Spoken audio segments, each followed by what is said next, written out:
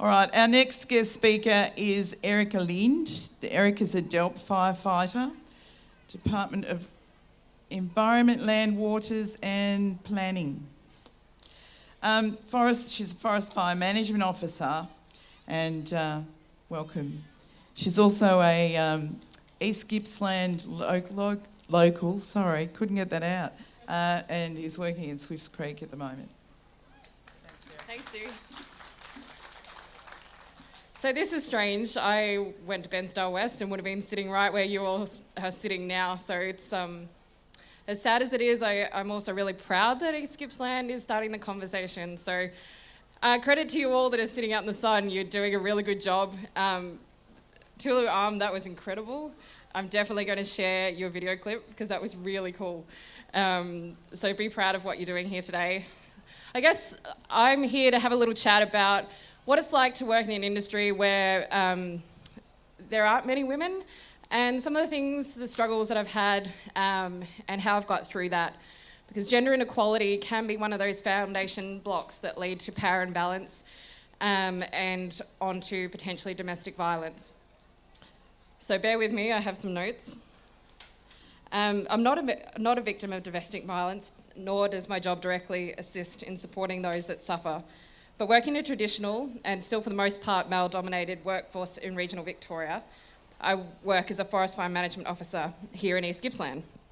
I love my job and the people I work with, and it has been a career that so far has challenged my self-belief, my resilience, my chainsaw skills, my fitness, and taught me a lot about the power of an inclusive culture. It's also where I've become pretty passionate about diversity and the power of diversity and inclusion to avoid or to break down power imbalance and gender equality.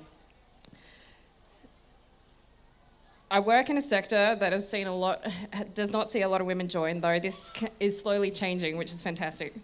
It's clear that the fire sector is wanting to attract more women to a non-traditional industry, but it's certainly hard to be something that you can't see, hence why I wore my overalls here today. I only connected the dots when I finished my university degree. When I was at primary school, being a firefighter was not what I expected I'd become. But I realised that I could turn my passion of being a volunteer CFA member into a career. So I started out in regional Victoria as a quiet young chick with a uni degree that didn't really fit the mould of what a firefighter should be. And I felt really conspicuous, even more so than I am here. So I thankfully had a really incredible gentleman that mentored me in that highly impressionable phase of my career and got me started. I also had an ally and a young woman that started at the same time as me.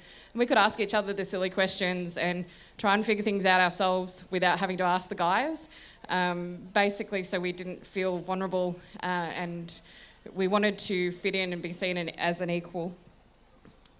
For the most part, it doesn't faze me working with the men, even if we are one or two of us. However, for a long time, I put my anxiety and self-doubt to my own introverted traits. But it became clear when I went to a wildfire training camp all the way over in the United States, and I started talking with women, and we all had the same feelings and experiences. These are women on the other side of the world that I'd never worked with before. It became apparent that most of us had just started out and wanted to blend in. We just wanted to be one of the guys. Many at some stages felt like their feminine traits or being a girl was seen as a weakness in what is a physical and mentally challenging workplace. And there's always this pressure that if I make a mistake, well, everyone will think that girls can't do what we do. It was reinforcing this stereotype.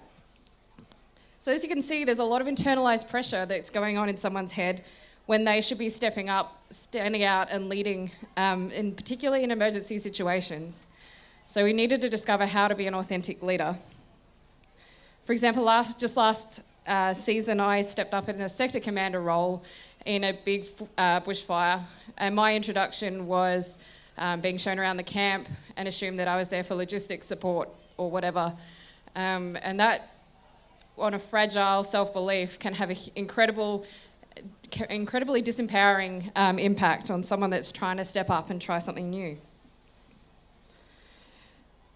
So how do you work through this? Well, there are women and men that have helped me without judgment to, when I've needed it. They've stuck up for me when I was too meek to do so, and they've pushed me forward when I wasn't sure I was ready. It also meant I'm now in a privileged position where I can work with young men and young women to find their own voice. If there is one thing you can do, it's make sure that both men and women can shine at work, be their authentic selves.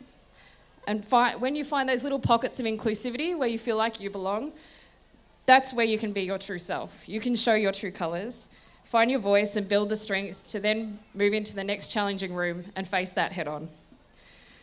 It is so important that men know how significant a part they play in these spaces of mentoring women, calling out bad behaviour, acknowledging and emphasising the challenges and empathising with the challenges of fitting into as a minority. Things that have stood out to me over my time is those that are willing enough to call out their peers, calling out the language used, such as blokes, when we should be using crews, calling out inappropriate conversations, making efforts not to isolate women into crews by themselves, and a willingness to understand and empathise how someone might be feeling, to stand in their shoes for a minute. So why is it important to have a workforce that acts upon gender inequality specifically? So the fact is, violence against women begins with a power imbalance, which can grow from a gender inequality.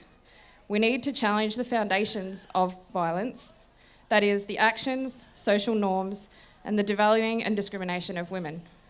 Sexist behaviour, objectification of women, language used, whether women are present or not. Just need to think about how we can make the change. A stat that sort of stuck with me was that intimate partner violence is the leading contributor to death, disability and illness in Victorian women aged 15 to 44. These are my friends, family, colleagues, teammates, role models. Things have to change, and we can do this by removing those foundation blocks, addressing the power imbalance and by removing gender inequality in the workplace. Thanks for raising this initiative and keep the conversation going. I think we've started a really good thing here today.